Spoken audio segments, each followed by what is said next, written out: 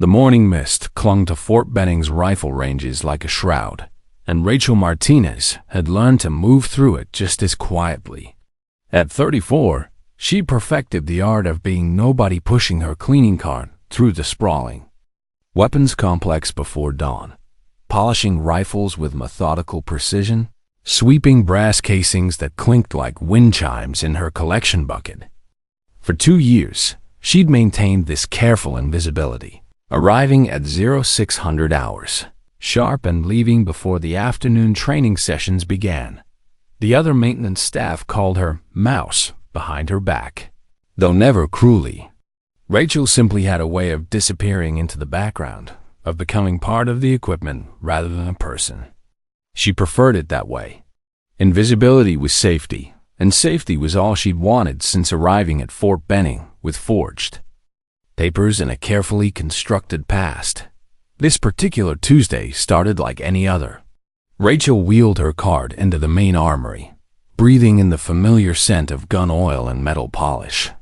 The rifles hung in perfect rows M4 carbines, sniper systems, training weapons that had seen decades of use. Each one required daily maintenance, careful attention to mechanisms that could mean the difference between life and death for the soldiers who carried them. She was methodically cleaning the bore of a rifle when the first sign of trouble arrived. In the form of Captain Jake Sullivan, Sullivan burst through the armory doors like he owned the world, which in many ways he did. 6 feet 3 inches of pure Special Forces arrogance, with close-cropped black hair and eyes that seemed to catalog everything as either useful or worthless. His reputation preceded him wherever he went. The golden boy of Delta Force, the petition preceded him wherever he went. The golden boy of Delta Force, the man with a perfect operational record and zero tolerance for weakness. "Where's the armorer?" Sullivan demanded, scanning the room until his gaze settled on Rachel. She tried to shrink back, but he was already moving toward her with that predatory stride that marked career killers. "Sir, Sergeant Rodriguez is at morning formation," Rachel replied quietly, not looking up from her work. "I can help you with equipment requests." Sullivan's laugh was sharp as broken glass. "Help me? Lady, I need someone who understands weapons systems, not someone who pushes a broom around." Heat flushed Rachel's cheeks, but she kept her voice steady. "I maintain these weapons every day, sir. I know their condition and capabilities." "You clean them," Sullivan corrected with barely concealed contempt. "There's a difference between wiping down metal and understanding ballistics, but I wouldn't expect the janitor to know that." The words hit harder than they should have. Rachel had faced down enemy snipers in places Sullivan had probably never heard of, had made shots that would have made his perfect record look pedestrian. But Jessica Hayes, the woman who'd earned those skills, was dead and buried in a Syrian desert. Rachel Martinez was just maintenance staff, and she needed to remember that. "What do you need, Captain?" she asked, returning to her cleaning. Sullivan studied her for a long moment, something calculating in his expression. "Intel suggests we might have some uninvited guests testing our perimeter security. Foreign assets probing for weaknesses. I need every weapon system in perfect condition." Rachel's hands never paused in their work, but her mind raced. Foreign assets at Fort Benning wasn't random intelligence chatter. It was specific, targeted, and dangerous. The kind of information that suggested someone had been planning something for months. "All weapons are maintained to specification," she replied. "Daily cleaning, weekly function checks, monthly overhauls. Everything's ready." "Everything better be," Sullivan said, his voice dropping to a whisper that somehow felt more threatening than a shout. "Because if American soldiers die because someone didn't do their job properly, I will personally make sure that someone pays for it." He turned to leave, then paused at the door. "Oh, and Mouse, next time I ask for the armorer, don't pretend you're qualified to fill his boots. Know your place." The door slammed behind him, leaving Rachel alone with the rifles and the echo of his contempt. She continued cleaning mechanically, but her hands were shaking now. Not from fear, from the effort of restraint. Every instinct screamed at her to follow Sullivan outside and show him exactly what a janitor could do with the rifle in her hands. Instead, she finished her work and moved to the next weapon. Invisibility was safety. Safety was survival. But as she worked, Rachel couldn't shake the feeling that Sullivan's warning about foreign assets wasn't just intelligence briefing. It felt personal, like he knew something about her that she thought was buried forever. The way he'd looked at her, studied her movements, cataloged her reactions. That wasn't how you looked at a cleaning lady. That was how you looked at a potential threat. An hour later, Staff Sergeant Maria Rodriguez found Rachel in the supply room, organizing cleaning supplies with unnecessary intensity. Rodriguez was one of the few people at Fort Benning who treated Rachel like an actual human being, possibly because she understood what it meant to be underestimated in a man's world. "Heard Sullivan came through here raising hell," Rodriguez said, settling against the doorframe. "What did our golden boy want this time?" Rachel didn't look up from her inventory clipboard. "Just checking on weapon readiness. Nothing unusual." "Right," Rodriguez said dryly. "And I'm sure he was perfectly polite about it, just like always." The sarcasm was heavy enough to cut with a knife. Everyone knew Sullivan's reputation for chewing up support staff and spitting them out. He'd gone through 3 equipment clerks in the past 6 months, each one requesting transfer after enduring his particular brand of toxic leadership.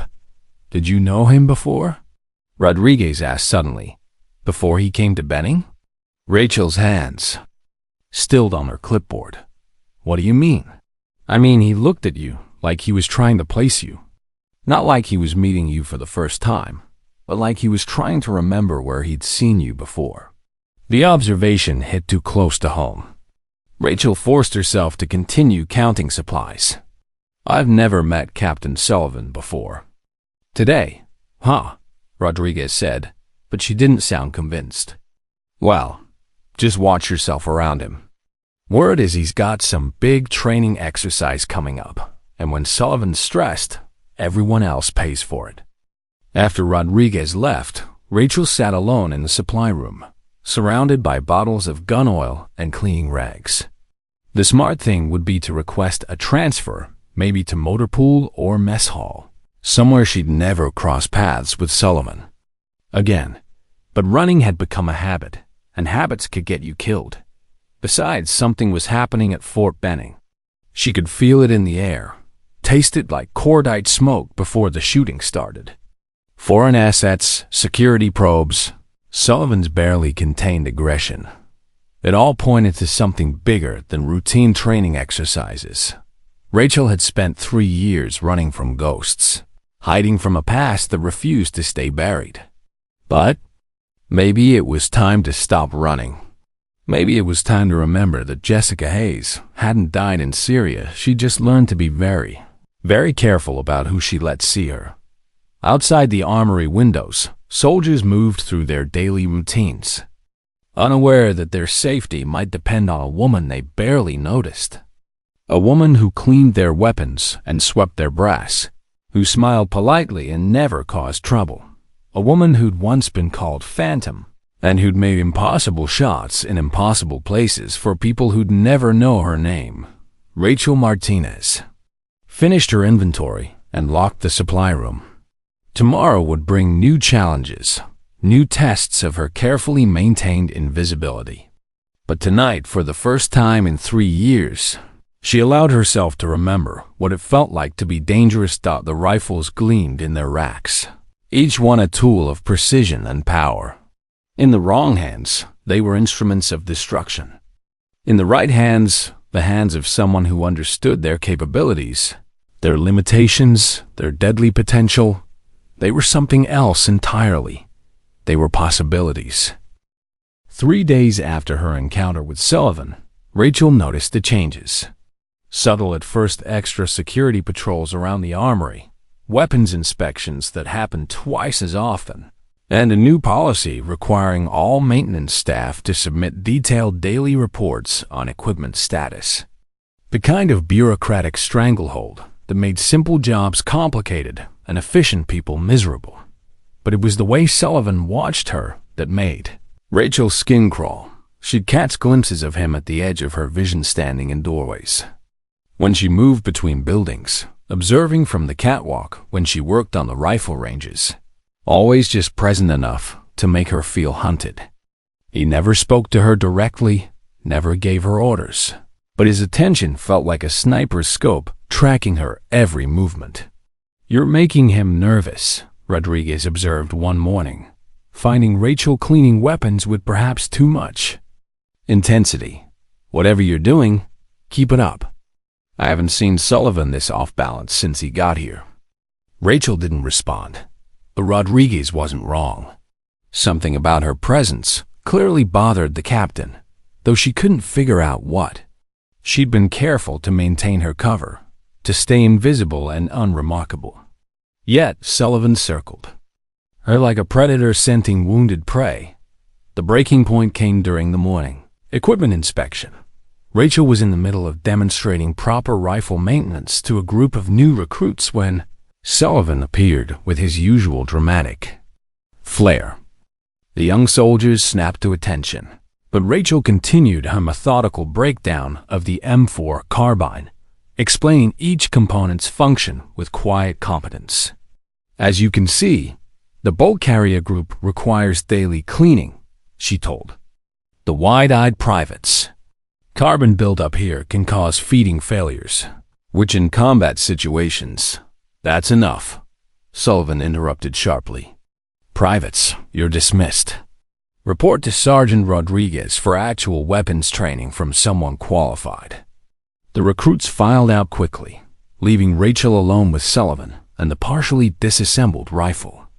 She began reassembling it, muscle memory guiding her hands through motions she'd performed thousands of times in places where a malfunction meant death.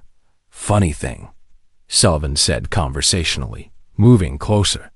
"I ran some checks on your background, Martinez. Very clean. Maybe too clean." Rachel's hands never paused as she inserted the charging handle. "I don't know what you mean, sir. High school in Phoenix. Community college in Tucson. Maintenance training at a civilian school in Colorado. All very neat, very documented, very boring."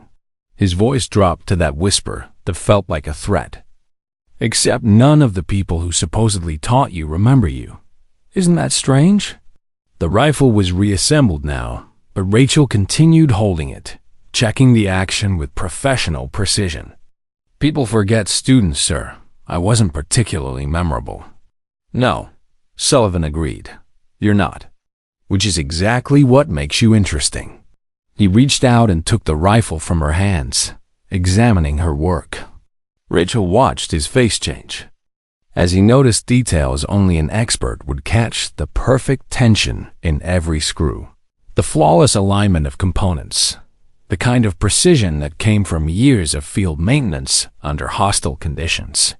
"This is textbook, Sullivan," murmured, more to himself than to her. "Better than textbook. This is combat-level work." "I take pride in my job," Rachel replied evenly. Sullivan's eyes snapped up to meet hers, and for a moment she saw calculation there, suspicion crystallizing into something more dangerous. "You know what I think, Martinez? I think someone with your skills is wasted pushing a mop around. I think maybe it's time we found you some real work." Before Rachel could respond, Sullivan was moving toward the door. He paused at the threshold, still holding the rifle she'd assembled. "Report to Range 7 tomorrow at 0500. We're conducting some specialized training exercises. Your attendance is mandatory." The door slammed behind him, leaving Rachel alone with a growing sense of dread. Range 7 was the long-distance facility where snipers practiced shots that measured in hundreds of meters. It wasn't a place where maintenance staff had any business being, unless Sullivan suspected exactly who she used to be that evening. Rachel sat in her small off-base apartment, staring at a newspaper clipping she'd kept hidden for 3 years. The headline read, "Delta Force Team Missing in Syria," but the faces in the accompanying photo were burned into her memory. 12 operators who trusted the wrong intelligence, followed the wrong orders, walked into the wrong desert. 11 of them had died in ways that still haunted her dreams. Only one had made it out, carrying secrets that powerful people wanted buried forever. She tried to tell the truth once, sitting in sterile debriefing rooms while men in expensive suits dismissed her as traumatized, unreliable, delusional. The official report blamed equipment failure and bad intelligence. End of story. Case closed. So Jessica Hayes had died in that Syrian desert, officially listed as missing, presumed dead. Rachel Martinez had been born in the paperwork afterward, a carefully constructed identity that should have been invisible to anyone who wasn't looking specifically for ghosts. But Sullivan was looking. The question was why. Rachel burned the newspaper, clipping in her kitchen sink, watching faces turn to ash. Tomorrow, she'd find out exactly what Sullivan wanted from her. Whether she'd survive the discovery was another matter entirely. The phone rang at 11 p.m., startling her from uneasy sleep. Unknown number, which was impossible. Nobody had this number except her landlord and the base personnel office. "Hello?" She answered cautiously. "Phantom." The voice was barely a whisper, processed through electronic scramblers, but the single word hit like a physical blow. Nobody had called her that in 3 years. Nobody alive was supposed to know that calcine belonged to a woman now officially dead. "I think you have the wrong number," Rachel said, but her voice shook. "Tomorrow at Range 7, you'll be given a choice. Remember that Syria wasn't random. Remember that some people never forget." The line went dead. Rachel sat in her dark apartment, phone trembling in her hand, and realized that 3 years of hiding had been nothing more than borrowed time. Someone knew exactly who she was, where she was, and what she'd done. Whether that someone was Sullivan or someone else entirely, the game was about to change. Outside her window, Fort Benning sprawled under security lights. Thousands of soldiers, sleeping peacefully in their barracks, trusting in the system that was supposed to protect them. Tomorrow, one of them might discover that their trust was misplaced, that the woman who cleaned their rifles carried secrets that powerful people killed to protect. Rachel checked the locks on her door and windows, then sat down to clean her service. Pistol, the one item from her old life she'd never been able to abandon. If Sullivan wanted to play games with ghosts, she'd remind him why some ghosts were better left alone. The rifle range awaited, and with it, answers to questions she'd hoped never to face again. Range 7 at 0500 was a different world shrouded in pre-dawn darkness, with target boards barely visible as shadows against the hillside. 1,200 yards away, Rachel arrived precisely on time to find Sullivan waiting with a group of Delta Force operators she didn't recognize. Their conversation died as she approached, replaced by the kind of predatory attention that made her skin crawl. "Martinez," Sullivan called out with false cheerfulness. "Glad you could join us. We're conducting some equipment evaluations today, and I thought you might find them educational." The operators spread out along the firing line, each taking position behind precision rifles that cost more than Rachel's annual salary. These weren't training weapons, they were the real deal. Military-grade systems capable of surgical accuracy at impossible distances. "Today's exercise is simple," Sullivan announced, loud enough for everyone to hear. "We're testing new ammunition. Loads at extended range. Each shooter gets 3 rounds to hit a 10-inch target at 1,200 yards. Winds gusting to 15 miles per hour from the southwest. Temperature is 42 degrees. Humidity at 70%. Rachel found herself positioned at the observation point behind the firing line, where she could watch but not participate. Sullivan had brought her here as an audience, she realized, to witness something that would either prove or disprove his suspicions about her identity. The first shooter was a staff sergeant named Williams, a thin man with calloused hands, and the 1,000-yard stare of someone who'd seen too much combat. He settled behind his rifle with practiced ease, adjusting for wind and elevation with microscopic precision. The shot cracked across the range like thunder. 1,200 yards away, the target remained unmarked. "We ain't got you," Sullivan observed. Clinically, adjust left 2 clicks and try again. Williams made the correction and fired. This time, the target sprouted a small hole near the outer edge. Close, but not close enough for the surgical precision Sullivan clearly expected. The pattern continued down the line.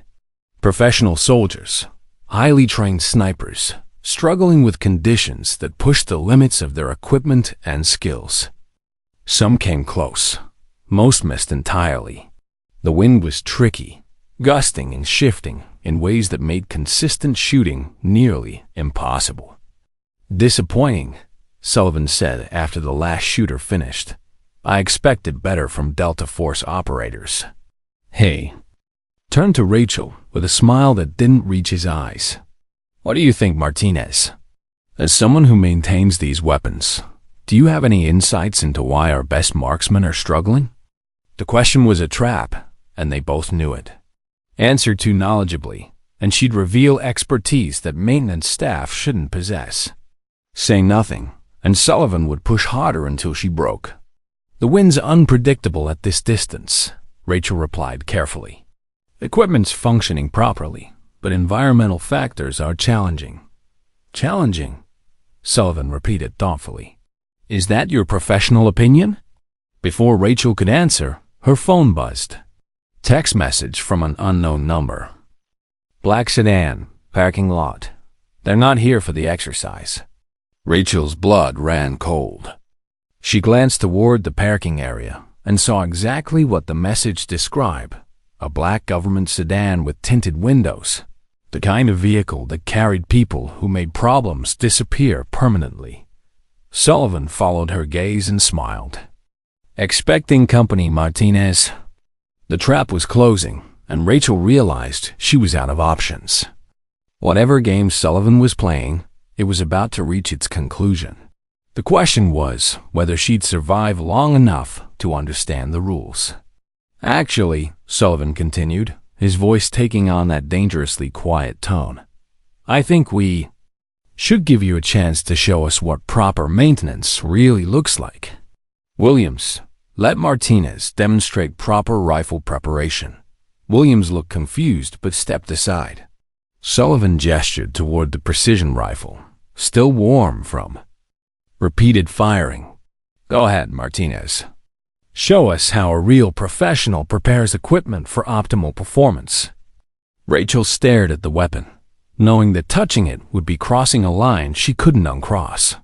Once she demonstrated the kind of expertise that only came from years of combat experience, there would be no more hiding, no more pretending to be nobody. But the alternative was worse. If she refused, Sullivan would know she was hiding something, and the men in the black sedan would have all the excuse. They needed to make her disappear. She picked up the rifle. The weapon felt familiar in her hands, like greeting an old friend.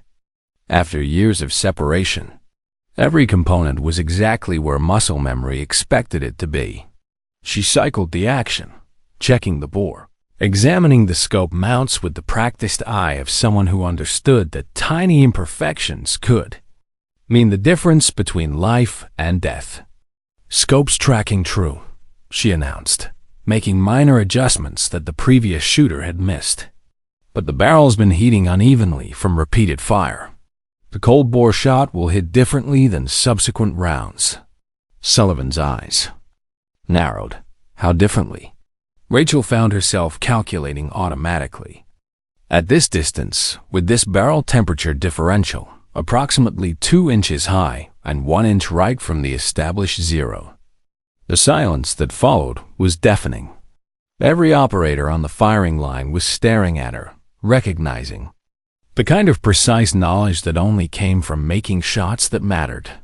Rachel realized she'd just revealed expertise that no maintenance worker should possess. "Interesting theory," Sullivan said softly. "Care to test it?" The rifle was already in her hands. The target downrange waited like a challenge. Behind her, she could hear car doors closing as the occupants of the black sedan began moving in their direction. Rachel looked through the scope and felt time slow. The target swam into perfect focus, crosshairs settling with mechanical precision. Wind flags along the range told a story of shifting air currents. Her breathing steadied automatically, heart rate dropping into that zone where impossible shots became merely difficult. "You have 1 round," Sullivan announced. "Hit the target, and maybe we can discuss your future employment opportunities. Miss, and we'll have a very different conversation." Rachel's finger found the trigger, applying pressure with the kind of control that had once made her legendary among people who weren't supposed to exist. The rifle cracked, recoil driving back into her shoulder with familiar authority. 1,200 yards away. The target sprouted a perfect hole dead center. The silence stretched until Williams whistled softly. "That's a hell of a maintenance worker." Sullivan's smile was sharp as a blade. "Indeed it is. I think it's time we had that conversation about who you really are, Martinez. Or should I say Phantom?" The name hung in the air like smoke from the rifle shot. Rachel set the weapon down carefully, knowing that her 3 years of hiding had just ended in the most spectacular way possible. Behind them, men in dark suits were approaching with the purposeful stride of people accustomed to cleaning up messes. Rachel realized she was about to discover whether Sullivan was trying to expose her or protect her. Either way, the woman who'd swept brass casings and cleaned rifles in obscurity was gone forever. The men in suits stopped 20 feet away, close. Enough to hear every word, but far enough to maintain the illusion of coincidence. Rachel recognized the type federal agents, probably CIA or NSA. The kind of people who specialized in making inconvenient witnesses disappear into unmarked graves. "Gentlemen," Sullivan called out without taking his eyes off Rachel. "I think we found what you're looking for." But instead of satisfaction, Rachel heard something unexpected in his voice: disgust. Like a man forced to do something that violated every principle he claimed to hold dear. "Captain Sullivan," the lead agent replied, stepping forward. He was tall, pale, with the kind of bureaucratic softness that came from years behind a desk. "Agent Harrison, NSA. We need to speak with Ms. Martinez privately." "Actually," Sullivan said, positioning himself slightly between Rachel and the agents, "I think Ms. Martinez deserves to know exactly why you've been hunting her for 3 years." Rachel's mind raced. This wasn't the betrayal she'd expected. Sullivan wasn't turning her over. He was protecting her, or at least giving her information before they took her away. "Captain, you're out of line," Harrison warned. "This is a matter of national security." So was Operation Blackwater. Sullivan shot back, and we all know how that turned out. The name hit Rachel like a physical blow. Blackwater was classified. Beyond black, the kind of operation that officially never happened. The fact that Sullivan knew about it meant he wasn't just some muscle-bound captain playing games. He was connected to something much bigger and more dangerous. Harrison's expression darkened. "You're exceeding your authority, Captain." "My authority comes from the fact that I was Jessica Hayes' handler before she supposedly died in Syria," Sullivan replied calmly. "Which means I know exactly what you people did to her team and why you've been trying to clean up loose ends ever since." The world tilted around Rachel. Sullivan hadn't been hunting her randomly. He'd been looking for Jessica Hayes specifically. More than that, he'd been her handler, the voice in her earpiece during missions she'd tried to forget. "You son of a she started, but Sullivan cut her off with a sharp gesture. "Save it for later, Phantom. Right now, we need to deal with these gentlemen before they decide we're all security risks." Harrison was already reaching into his jacket, but Williams had anticipated the move. The sniper's sidearm appeared with the fluid motion of someone who'd drawn weapons in anger many times before. "Easy there, spook," Williams said conversationally. "Let's keep this professional." The other operators had spread out, not quite drawing weapons, but positioning themselves strategically around the federal agents. It was the kind of tactical deployment that happened instinctively among people who'd fought together. Rachel realized she was witnessing a carefully orchestrated revelation. Sullivan hadn't brought her here to expose her. He brought her here to force a confrontation that had been building for 3 years. "What do you want?" she asked Sullivan directly. "The same thing you want," he replied. "Justice for the 11 operators who died because someone in Washington sold them out to enemy forces." Harrison laughed, a sound like breaking glass. "You think this is about justice? This is about cleaning up a security breach. Jessica Hayes was supposed to die in Syria with the rest of her team. The fact that she survived and escaped with classified information makes her a liability." "What classified information?" Rachel demanded. "The location of Black Site 12, Harrison replied. "The facility where we conducted enhanced interrogation research on captured enemy combatants. Research that your team was sent to photograph and document." The pieces clicked together in Rachel's mind with horrible clarity. Operation Blackwater hadn't been a rescue mission or an intelligence-gathering operation. It had been a cover-up mission designed to eliminate witnesses to something the government couldn't afford to have exposed. "You sent us there to die," she said quietly. "We sent you there to complete a mission," Harrison corrected. "The fact that you survived the terrorist attack was unfortunate but manageable. The fact that you escaped with photographic evidence of the facility was a problem that needed solving." Sullivan's expression had gone flat and deadly. "You're admitting that you deliberately sent a Delta Force team into an ambush to cover up war crimes." "I'm admitting that national security sometimes requires difficult choices," Harrison replied. "Choices that people like you aren't qualified to make, but people like you are." Williams asked, his weapon still trained on the federal agents. Rachel felt something cold and hard settling in her chest. The USB drive she'd hidden 3 years ago, the one containing photos and documents from Black Site 12, wasn't just evidence of war crimes. It was a death sentence for everyone in the room if it ever saw daylight. "Where is it?" Harrison asked, apparently reading her thoughts. "The drive you took from the facility before the bombing. We know you have it." "I don't know what you're talking about," Rachel replied automatically. Harrison smiled. "Of course you don't. Which is why we're going to have to conduct a thorough debriefing. Don't worry, our techniques have improved considerably since Syria." The threat was unmistakable. They weren't planning to arrest her. They were planning to torture her until she revealed the location of evidence that could bring down half the intelligence community. Sullivan stepped closer to Rachel. "The drive," he said quietly. "Where is it?" She looked into his eyes and saw something unexpected. Desperation. Not the desperation of a man trying to cover up crimes, but the desperation of someone trying to expose them. "Safe deposit box," she lied smoothly. "Phoenix, Arizona. First National Bank on Central Avenue." Harrison nodded to his companions, who began moving to flank the operators. "Thank you for your cooperation, Miss Hayes.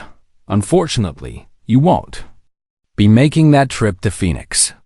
That's when Rachel realized Sullivan's real plan.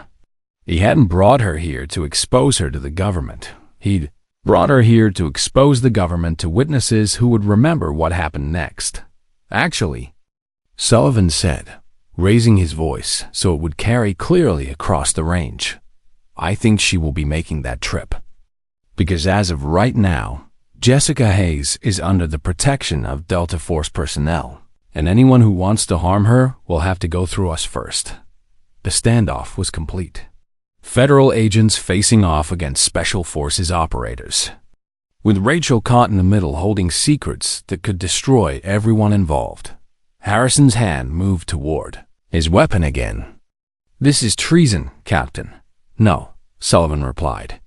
"This is justice, something you people forgot a long time ago." The confrontation might have turned deadly right there on Range 7, but the distinctive hum-hum of helicopter rotors interrupted the standoff. Everyone's eyes turned skyward as a military transport appeared over the tree line, followed by 2 more aircraft in tight formation. Harrison's confidence faltered for the first time. Who authorized air support? Someone with more stars than... "You have clearance levels," Sullivan replied with grim satisfaction. The lead helicopter touched down 50 yards from the firing line, rotor wash scattering brass casings and loose papers. The side door opened before the aircraft fully settled, and Colonel Rebecca Torres stepped out wearing full battle dress and an expression that could melt steel. Rachel recognized her immediately. Torres had been the intelligence officer who'd debriefed her after Syria, one of the few people who'd seemed to believe her story about betrayal and cover-ups. The fact that she was here now meant someone high up the chain had finally decided to listen. "Agent Harrison," Torres called out as she approached, flanked by MPs with weapons at the ready. "You're under arrest for conspiracy to commit murder of federal agents, obstruction of justice, and treason against the United States." Harrison's face went white. "Colonel, you don't understand the situation. This woman possesses classified materials that document war crimes committed by personnel under your supervision." Torres finished. "Yes, we know. We've known for quite some time." She turned to Rachel with something that might have been an apology in her eyes. "Master Sergeant Hayes, I'm sorry it took us 3 years to get this right." The formal acknowledgement of her true identity hit harder than Rachel expected. For 3 years, she'd been nobody, invisible, forgotten. To hear her real name and rank spoken aloud felt like coming back from the dead. "Ma'am," she replied automatically, falling into military bearing without conscious thought. Torres gestured to the MPs, who moved to surround Harrison and his team. "Take them into custody. Full security protocols. They're to have no communication with anyone outside authorized personnel." "This is illegal detention." Harrison protested as plastic restraints were applied to his wrists. "I demand to speak with my supervisor." "Your supervisor is also under arrest," Torres replied calmly, "along with Deputy Director Webb, Colonel Morrison, and 6 other individuals involved in the Black Site 12 cover-up operation." Rachel felt the world shift beneath her feet. The conspiracy she'd uncovered in Syria hadn't been a small operation. It had reached into the highest levels of military and intelligence leadership. The fact that Torres was arresting people with that much power meant someone even higher had finally decided to clean house. "How?" she asked. Torres smiled grimly. "You weren't the only survivor of Black Site 12, Sergeant. 3 months ago, another witness came forward with corroborating evidence. Combined with the documentation you provided, we finally had enough to build a case." "What documentation?" "I never provided anything. The USB drive you mailed to the Inspector General's office 6 months ago," Torres replied, "along with a detailed letter explaining everything you'd witnessed." Rachel stared at her in confusion. "Ma'am, I never sent any evidence to anyone. The drive is still hidden in..." She stopped, realizing her mistake. Sullivan was grinning with obvious satisfaction. "Phoenix," he said helpfully. "First National Bank on Central Avenue. Safe deposit box number 479. The pieces fell into place." Sullivan hadn't been hunting her randomly, and he certainly hadn't been working for Harrison. He'd been conducting his own investigation, gathering evidence, building a case against the people responsible for Operation Blackwater. "You son of a..." Rachel started. Professional, Sullivan interrupted. I've been tracking the survivors of Black Site 12 for 2 years, trying to piece together what really happened. When I discovered you were alive and working at Fort Benning, the congressional hearing room was designed to intimidate soaring ceilings, dark wood paneling, and rows of seats that seemed to judge from on high. Rachel sat at the witness table, wearing her dress uniform for the first time in 3 years. The weight of her decorations feeling heavier than body armor dot behind her. The gallery was packed with media, military officials, and families of the 11 operators who died in Syria. She could feel their eyes on her back, some seeking justice, others demanding answers, all waiting to see if the woman who'd cleaned their weapons could deliver the testimony that would bring down a conspiracy reaching the highest levels of government. Committee Chairman Senator Patricia Williams gavelled the hearing to order. This closed session will examine allegations of misconduct in Operation Blackwater and related activities at Black Site 12. Master Sergeant Hayes, you've been granted immunity in exchange for your testimony. Do you understand the gravity of your oath here today? Yes, ma'am, Rachel replied, her voice carrying clearly through the chamber's sound system. Please state your name and rank for the record. Master Sergeant Jessica Marie Hayes, United States Army, Delta Force, Service Number 7-7-4-9-2-1-5. The words felt like shedding a disguise she'd worn too long. Senator Williams nodded.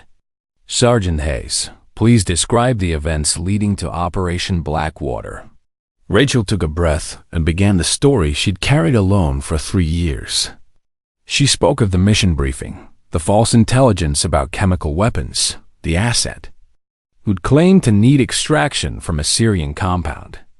She described the perfection of it all, too perfect, too clean, too easy. We should have known, she said, her voice steady despite the memories. Real operations never go that smoothly. But we trusted the intelligence, trusted the chain of command, trusted that someone wouldn't send 12 operators into a meat grinder for political expediency.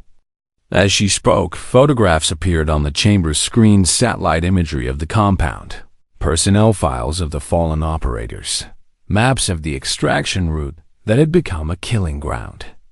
Tell us about the asset, Senator Williams prompted. Marcus Webb, Rachel replied. Not Syrian intelligence as we've been told. American. CIA, according to documents I later discovered. He'd been working at Black Site 12, conducting what they called enhanced research on captured enemy combatants. A murmur ran through the gallery. Even in a closed session, the admission of government-sanctioned torture was explosive. What kind of research? Asked Senator Davis, a veteran himself whose son had served in Afghanistan. Rachel's hands tightened on the table. Medical experimentation.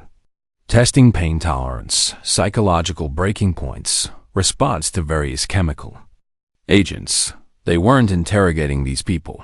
They were using them as laboratory subjects. The photographs changed, showing the interior of Black Site 12. Clean white rooms that looked more like operating theaters than holding cells. Medical equipment that belonged in hospitals, not detention facilities. And in the corner of each image, American flags and military insignia that made the violations impossible to deny. Webb was scheduled to be extracted because the site was being shut down, Rachel continued. Too many people had started asking questions. But Webb had evidence, photographs, medical records, financial documents showing who authorized the program. Someone decided it would be safer if he died in Syria rather than return to face congressional oversight. Senator Williams leaned forward. Are you saying that Operation Blackwater was designed to eliminate witnesses? I'm saying that sending 12 operators to extract one asset, then positioning that asset in a location that was clearly compromised, suggests someone wanted both the asset and the operators permanently silenced. The room erupted. Gallery. Members shouting questions, committee members demanding order. media representatives frantically taking notes, despite cameras being prohibited. Through the chaos, Rachel saw familiar faces. Torres sitting in the front row, Sullivan near the back, Rodriguez and Williams from Fort Benning. People who'd risked their careers to ensure this moment would happen. Order! Senator Williams banged her gavel repeatedly. This is a closed hearing, and disruptions will result in removal. The noise subsided, but the tension remained electric. Rachel could feel the weight of history in the room, the moment when official denials would no longer be sustainable. Sergeant Hayes, Senator Davis said quietly, you've made serious allegations about deliberate betrayal of American forces. Do you have evidence to support these claims? Rachel looked directly at the committee. Yes, sir. Photographs, video recordings, medical files, financial records, and communications between site personnel and their superiors. Everything is documented on the USB drive I recovered before escaping the compound. And you verified the authenticity of these materials? The FBI, NSA, and Defense Intelligence Agency have all confirmed that the materials are genuine and unaltered. Senator Williams consulted her notes. According to your statement, you spent 17 days evading capture after escaping Black Site 12. During that time, did you encounter any other American personnel? The question hit the heart of the conspiracy. Rachel had hoped to avoid this part of the story, but the committee deserved the complete truth. Yes, ma'am. On the 12th day, I encountered a search and rescue team supposedly looking for survivors from my unit. When I approached them, they tried to capture rather than rescue me. I overheard radio communications indicating they had orders to bring back any survivors for debriefing and disposal. The euphemism hung in the air like toxic smoke. Debriefing and disposal, military bureaucracy's way of describing the murder of inconvenient witnesses. You're saying American personnel were ordered to kill you? Senator Davis asked. I'm saying American personnel were ordered to ensure I never returned to testify about what I'd witnessed. Whether that meant capture and indefinite detention or more permanent solutions, I can't say. But given what happened to my teammates, I wasn't taking chances. She described the firefight that followed 3 against 1. Professional soldiers trying to eliminate a witness to crimes their government couldn't afford to acknowledge. Rachel had survived because they'd underestimated her skills and because desperation made people capable of impossible things. The team leader called in my death before I engaged them, she said. Master Sergeant Jessica Hayes was officially declared killed in action based on a report filed by people trying to murder her. The implications reverberated through the chamber. If the government would kill its own soldiers to protect their torture program, what other lines have been crossed in the name of national security? Senator Williams called for a recess. As committee members filed out to digest the testimony, Rachel remained at the witness table, drained but relieved. 3 years of carrying these secrets alone had taken a toll she was only beginning to understand. Sullivan approached from the gallery. How are you holding up? Better than expected, Rachel replied. It feels good to tell the truth, even if that truth brings down some very powerful people. Rachel looked around the hearing room, thinking of the 11 operators whose deaths had been covered up, the prisoners who'd been tortured and experimented on, the families who'd never known why their loved ones really died. Especially then, she said. When the hearing resumed, the atmosphere had changed. Committee members returned with the grim determination of people who'd seen evidence that couldn't be unseen. Senator Williams called the session to order with obvious reluctance, as if she'd rather be anywhere else than confronting the implications of Rachel's testimony. Sergeant Hayes, she began. During the recess, this committee reviewed the materials you provided. We've also received testimony from Agent Harrison and Deputy Director Webb, who were arrested yesterday in connection with these events. Rachel felt her pulse quicken. Harrison's capture had been mentioned, but Webb, the asset from Syria, the man who'd led her team into an ambush, was supposed to be dead. "Ma'am, I was told that Marcus Webb died in the facility bombing." "Mr. Webb has been operating under deep cover for the past 3 years," Senator Williams replied carefully. "His testimony corroborates many of your allegations, but contradicts others in significant ways." The chamber doors opened, and Rachel's blood ran cold. Marcus Webb walked in wearing an expensive suit instead of the blood-stained fatigue she remembered from Syria. He looked older, more polished, but his eyes held the same calculating coldness that had made her skin crawl years ago. He took the witness table adjacent to hers, close enough that she could smell his cologne, expensive civilian nothing like. The desperate man who'd begged for extraction from a Syrian compound. "Mr. Webb," Senator Davis said, "please state your current position for the record." "Deputy Director, Special Activities Division, Central Intelligence Agency," Webb replied smoothly. "I've served in that capacity for 18 months. Rachel stared at him in disbelief. The man who'd orchestrated the deaths of 11 operators had been promoted, not prosecuted. The conspiracy went deeper than she'd imagined. "Mr. Webb, you've testified that Operation Blackwater was a legitimate intelligence operation that went wrong due to compromised communications. How do you respond to Sergeant Hayes' allegations of deliberate betrayal?" Webb turned to face Rachel with what might have been pity in his eyes. "Senator, Master Sergeant Hayes is clearly suffering from severe psychological trauma. Her version of events reflects the delusions of someone who's been under extreme stress for an extended period." "Delusions?" Rachel's voice carried dangerous undertones. The idea that the United States government would deliberately sacrifice its own personnel to cover up intelligence operations is frankly absurd, Webb continued. "What happened in Syria was a tragedy caused by enemy action, not American betrayal." Rachel felt 3 years of suppressed rage building in her chest. "You lying piece of..." "Sergeant Hayes," Senator Williams warned, but Rachel was past caring about decorum. She stood, pulling a small device from her jacket pocket, a digital recorder she'd carried for 3 years, containing audio from the final hours at Black Site 12. "Play this," she said, setting the device on the table.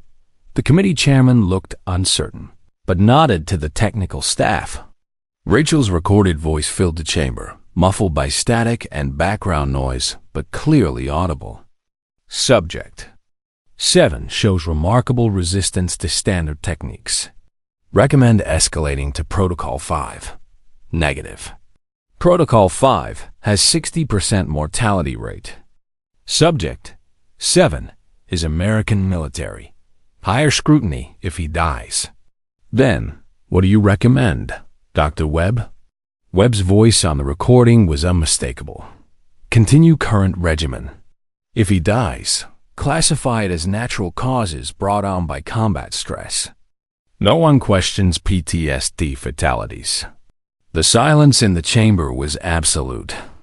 Webb's face had gone pale, his composed facade cracking as he realized the implications of the recording. "That's fabricated," he said quickly. "Digital audio can be manipulated. FBI analysis confirms authenticity." Tarz's voice cut through from the gallery. "Voice stress patterns, background audio, even equipment signatures all match the facility's recorded specifications." Webb turned in his seat, seeing Torres for the first time. His expression shifted from denial to recognition to calculation, the look of a man realizing his carefully constructed lies were collapsing. "Colonel Torres," he said carefully, "I didn't know you were involved in this hearing." "I've been involved since the day you reported Sergeant Hayes killed in action while she was still fighting for her life," Torres replied, standing. "Involved since the day you convinced your superiors that 11 good operators died in an enemy ambush instead of a deliberate betrayal." Rachel started the next segment of the recording. This time, Webb's voice was clearer. discussing logistics with someone whose own voice carried undeniable authority. Extraction team is standing by. Once the Delta operators arrive, initiate bombardment. Sequence: total destruction of the facility and all personnel inside, including the asset?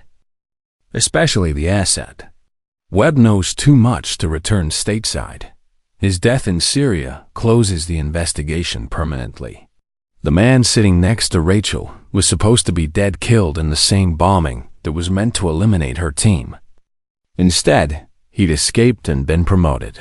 His survival kept secret while 11 operators were buried with false explanations of their deaths. "How?" Senator Davis asked quietly. "How did you survive?" Webb's composure finally cracked. "I was extracted before the bombing. Emergency protocols. Someone high up decided my intelligence value outweighed security concerns, while letting 12 operators die, while preserving operational security for programs vital to national defense." Webb corrected, but his voice lacked conviction.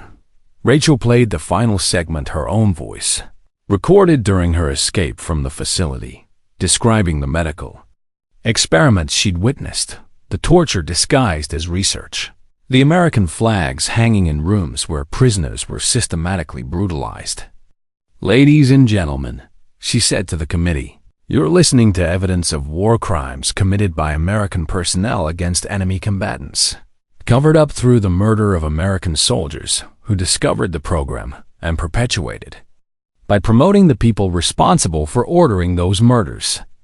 The chamber erupted again, but this time Senator Williams made no effort to restore order. Media representatives were already on their phones, despite the ban on communications. Committee members were conferring in urgent whispers. Gallery members were shouting questions and demands for justice. Through the chaos, Rachel locked eyes with Webb. For 3 years, she'd lived with the knowledge that her teammates had died because someone had betrayed them. Now she was face to face with that someone, and the betrayal was even worse than she'd imagined. Webb leaned close, speaking quietly enough that only she could hear. "You think you've won, but this is bigger than you understand. Black Site 12 was just one program among dozens. You've exposed one operation and destroyed dozens of others that keep Americans safe. Americans like the 11 operators you had murdered? Acceptable losses," Webb replied. "You of all people should understand that concept. How many people have you killed in service to your country?" Rachel considered the question seriously. Enemy combatants in active combat zones. People who were trying to kill Americans. Never Americans themselves, and never prisoners who couldn't fight back. "Moral relativism," Webb said dismissively. "The only difference between your kills and mine is the location." "The difference," Rachel replied, "is that I can sleep at night." Security personnel were moving toward Webb as the committee prepared to formally charge him with treason, murder, and conspiracy. His career, his freedom, and his life were forfeit, the price of betraying the very people he'd sworn to protect. As restraints were applied to his wrists, Webb looked back at Rachel one final time. "This won't bring them back." "No," she agreed, "but it might prevent others from joining them." The hearing dissolved into organized chaos as law enforcement took Webb into custody, and committee members prepared statements for the media storm that would follow. Rachel remained at the witness table, emotionally drained but finally free from the weight of secrets that had crushed her for 3 years. The truth was out. Justice was coming. The conspiracy that had cost 11 lives and covered up unspeakable crimes was finally exposed to the light. It wouldn't bring back her fallen teammates, but it would ensure their deaths hadn't been meaningless. The morning mist still clung to Fort Benning's ranges, but Rachel no longer moved through it like a ghost. She walked with purpose now, wearing the uniform she'd earned rather than maintenance. Coveralls that had hidden her identity. Master Sergeant Jessica Hayes had officially returned from the dead, and the military was still adjusting to her resurrection. The congressional hearings had lasted 3 weeks. resulting in the largest intelligence community scandal in decades. Webb was awaiting trial in a maximum security facility, along with 17 co-conspirators ranging from CIA directors to Pentagon officials. Harrison had already been sentenced to life in prison for his role in covering up the murders. Black Site 12 was closed permanently, its records declassified and turned over to international human rights organizations. The families of the 11 fallen operators finally knew the truth about how their loved ones had died, and why their sacrifice had been hidden behind classified stamps and national security exemptions. But for Rachel, the real victory was much smaller and more personal. She stood in the Fort Benning Armory, watching young soldiers learn proper weapons maintenance from Rodriguez, who'd been promoted to Sergeant First Class after her testimony helped expose the corruption that had infected their chain of command. The weapons gleamed in their racks, each one maintained to the standards Rachel had quietly enforced during her years as a janitor. "Thought I might find you here," Sullivan said, entering the armory with 2 cups of coffee. He'd been promoted to major after the scandal, though he insisted it was compensation for having to work with congressional investigators for 6 months. Rachel accepted the coffee gratefully. Old habits. "I still check on the weapons when I can't." "Sleep. Bad dreams?" "Different dreams," Rachel replied. "Not better, not worse. Just different." The nightmares had changed after the hearings.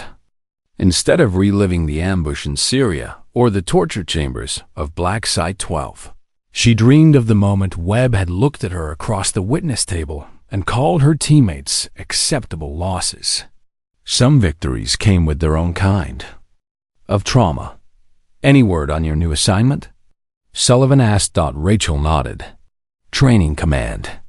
They want me to develop new protocols for protecting personnel who witness classified wrongdoing. Apparently, there's a need for better whistleblower protection in the special operations community." It was fitting work using her experience to ensure that other soldiers wouldn't have to choose between their oath to the Constitution and their loyalty to the chain of command. The military was slowly learning that accountability and security weren't mutually exclusive. "That's good," Sullivan said. "Important work." They stood in comfortable silence, watching Rodriguez demonstrate the proper way to clean a rifle bolt. The young soldiers listened intently, understanding that their lives might depend on these seemingly mundane details. "I owe you an apology," Sullivan said suddenly. Rachel looked at him curiously. "For what?" "For putting you through that charade on the firing range. For making you think I was the enemy when I was trying to protect you. For not finding a better way to expose the conspiracy." Rachel considered his words. The deception had been painful, but it had also been necessary. Without Sullivan's elaborate setup, Harrison's people would have captured or killed her long before she could testify. "You did what you had to do," she said finally. "Just like I did what I had to do in Syria. Sometimes the mission requires sacrifice, even when the sacrifice is personal, especially then." Sullivan nodded, understanding passing between them. They were both soldiers who'd made difficult choices in service to something larger than themselves. The fact that those choices had led to justice rather than tragedy was a gift they didn't take lightly. "There's something else," Sullivan said, pulling out a manila envelope. "The Secretary of Defense asked me to give this to you personally."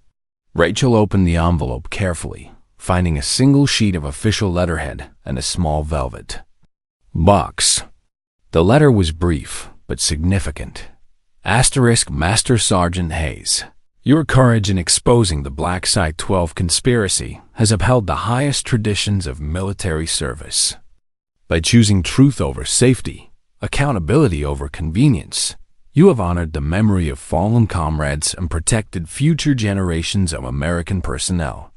Effective immediately, you are awarded the Defense Superior Service Medal for exceptional meritorious service and the Medal of Valor for conspicuous gallantry in the face of extraordinary danger. Your actions reflect great credit upon yourself, the United States Army, and the nation you serve. Respectfully, Secretary of Defense. The medals in the box gleamed under the armory's fluorescent lights, tangible recognition for intangible sacrifice. But more important than the awards was what they represented: official acknowledgement that she'd been right to speak out, right to preserve evidence, right to choose justice over self-preservation. "Congratulations," Sullivan said quietly. Rachel closed the box carefully. "It doesn't bring them back." "No, but it makes their deaths mean something." Through the armory windows, she could see new recruits beginning their morning training, young soldiers who would never know how close their military had come to completely losing its moral compass. They would serve in an institution that had been forced to confront its darkest impulses and emerge stronger for the experience. "I should get going," Sullivan said. "New assignment starts next week. Counterintelligence training. Apparently, they want someone with experience identifying traitors." Rachel smiled at the irony. "Good hunting, Major." After he left, Rachel remained in the armory, surrounded by the tools of her trade and the memories of her journey. From Phantom to Rachel to Jessica, she'd been many people in service to one simple principle. Some truths were too important to bury. Her phone buzzed with a text message from Rodriguez. "Movie night at my place tonight. Pizza and bad action films. Attendance is mandatory for returning war heroes." Rachel typed back, "I'll bring popcorn." For the first time in years, she had friends who knew her real name, work that matched her values, and a future that didn't require hiding from her past. The woman who'd swept brass casings in solitude had given way to someone who could build connections, trust colleagues, and sleep without checking locks twice. As she prepared to leave the armory, Rachel noticed one final detail: a new plaque mounted near the entrance, honoring the 11 operators who died in Operation Blackwater. Their names were etched in bronze, no longer hidden behind classifications and cover stories. In memory of those who died serving their country, and in honor of those who survived to tell their story. Rachel saluted the plaque, then walked out into the Georgia morning. The sun was burning off the mist now, revealing a world where truth had triumphed over convenience, where accountability had overcome expediency, where one woman's refusal to stay silent had changed everything. She had a new assignment to prepare for, young soldiers to train, and a system to help rebuild. The work would be difficult, sometimes dangerous, always important. But for the first time since Syria, Master Sergeant Jessica Hayes was exactly where she belonged. If you enjoyed this story, don't forget to hit the subscribe button and become a part of our Everyday Life Stories community. Where are you watching from? Drop a comment below. We love hearing from our amazing viewers around the world.